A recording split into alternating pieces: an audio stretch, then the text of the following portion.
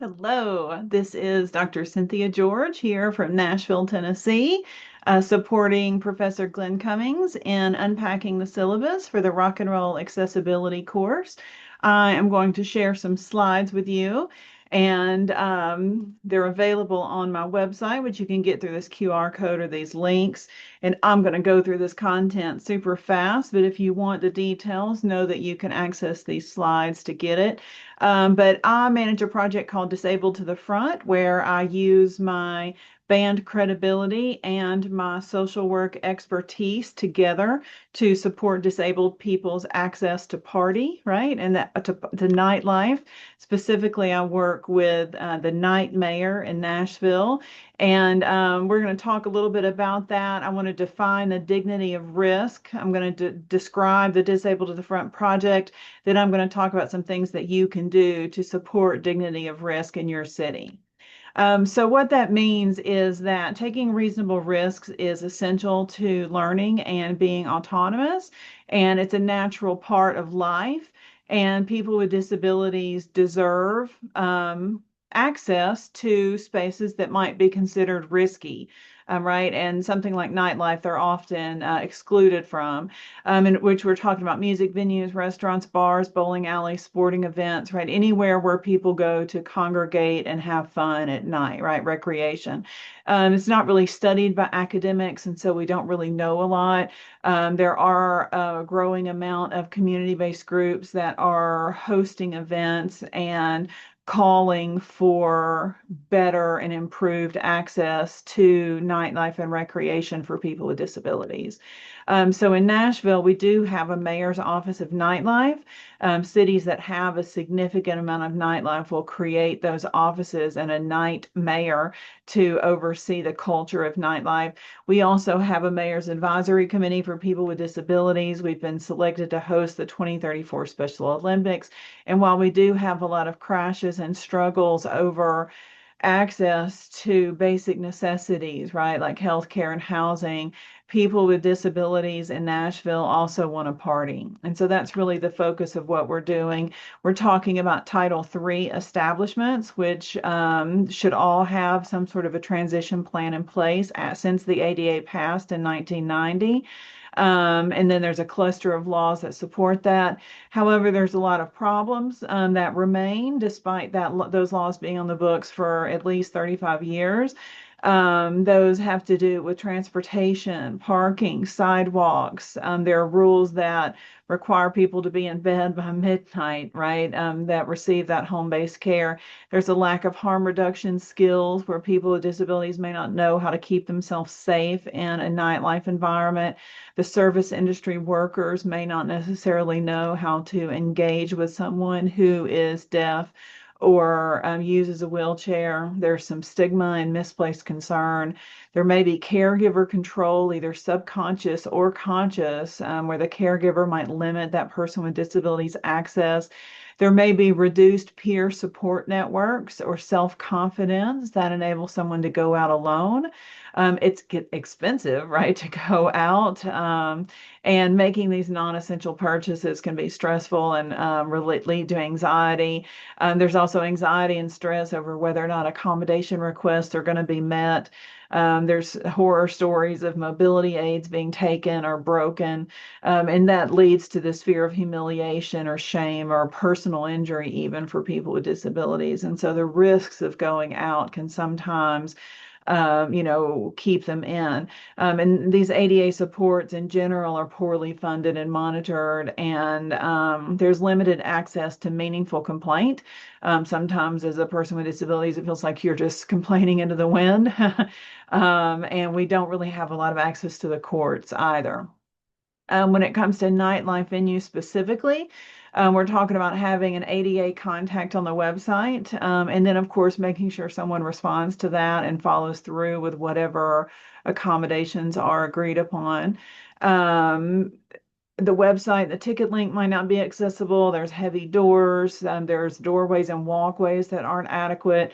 Sometimes people will take a perfectly good walkway and put a trash can in the middle of it.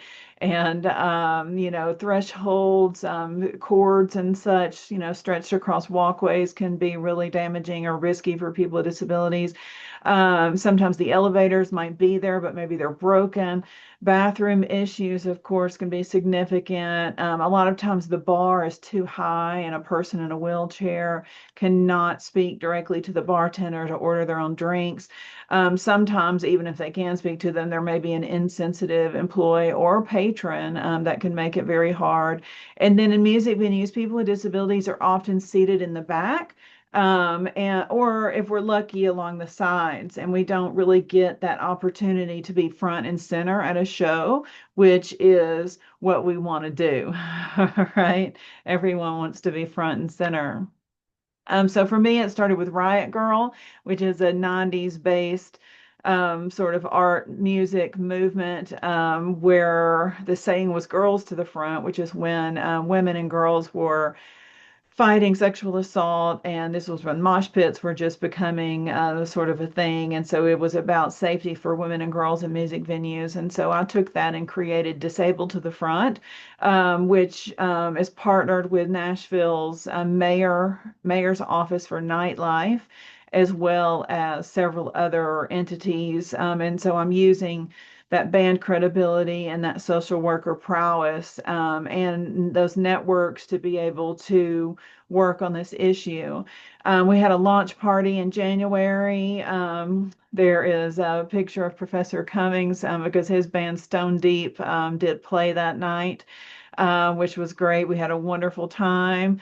And since then, we've had monthly advisory group meetings. Those are held in Zoom. We have National Federation of the Blind as a partner. We held some iPhone skills trainings with them, which I love that this picture turned out kind of blurry because everyone except for me in the photo is low vision or blind. So it works. We were invited by Fifth and Broadway to tour their facility and give them feedback. We worked with a company called Navi Lens, which is advanced digital signage for the blind. We're working to help bring that technology to Nashville. We have been doing some partying along Broadway and on some of the rooftop bars there. We are with the night mayor. We also visited the zoo, which they do nightlife events, and we're trying to get them to incorporate Navi Lens and provide audio descriptions for blind people who want to visit the zoo. We also worked with our city council, and we got a whole resolution passed calling for a citywide ADA audit. And that is both to serve local residents and to get ourselves ready for the influx of people with disabilities that will come in 2034 as we host the Special Olympics. And so also created a song, right? It's called Be the Teeth, and it's about the Americans with Disabilities Act and how there's not a lot of teeth in that policy, and how if we don't get out there and enforce it ourselves, then it's nothing more than a piece of paper, right? And so you can check that out at graduatesrise.com. Also did a press blitz, right? Got interviews and did podcasts. You can check all of those out on our website as well.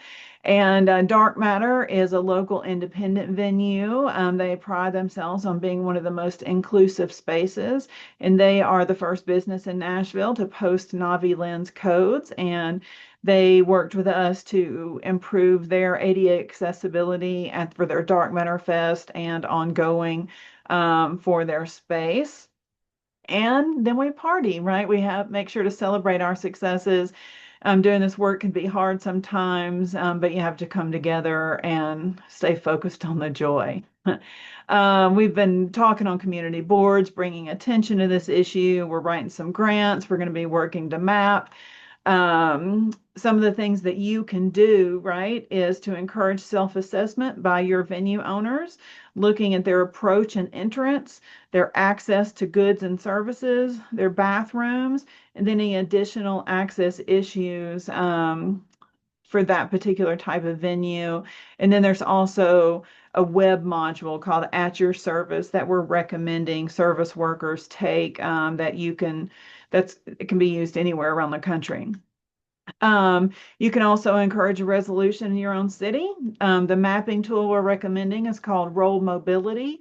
You can try to bring Novulins to your city. Also, I'm part of a group called Recording Artists and Music Professionals with Disabilities, or RAMPed, and you can reach out to them if you would like to find local disabled artists in your community for that cultural support. And then I've linked in the ADA National Network if you want some more information on the laws and the rules under the ADA. And if you do this, reach out to me, right? If you want to build any of these supports in your community, here's my information. Here's some resources for you. And that is it. Thank you very much, Professor Cummings, for having me be part of this effort.